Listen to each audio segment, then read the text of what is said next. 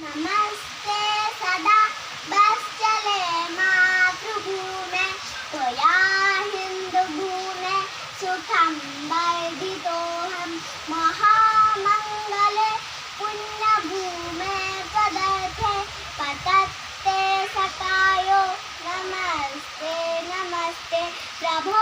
शक्तिमन् हिन्दुराष्ट्राङ्गभूता इमे सागरं तं नमामो वयं तोरीयाय काराय बद्धाकटीयं शुभामासि सन्देहि तत्पूतये अजय्यं च विश्वस्य देहि सशक्तिं सुशीलं जगद्धेहिनं ब्रह्मवेदि हितं चैव यत्कण्टकाकेन मार्गं स्वयं श्रीहितं न शुभं कारयेत् समुत्कर्षनिःश्रेयसैकमुग्रं परं साधनं नाम वीराव्रतं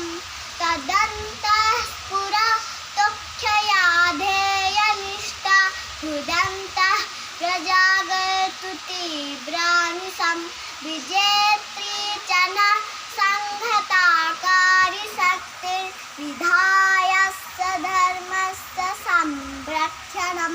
परं वैभवं वै नेतुमेतत्स्वराष्ट्रं समर्था भवत्वा सिसाते भृशं भारत माता की जय।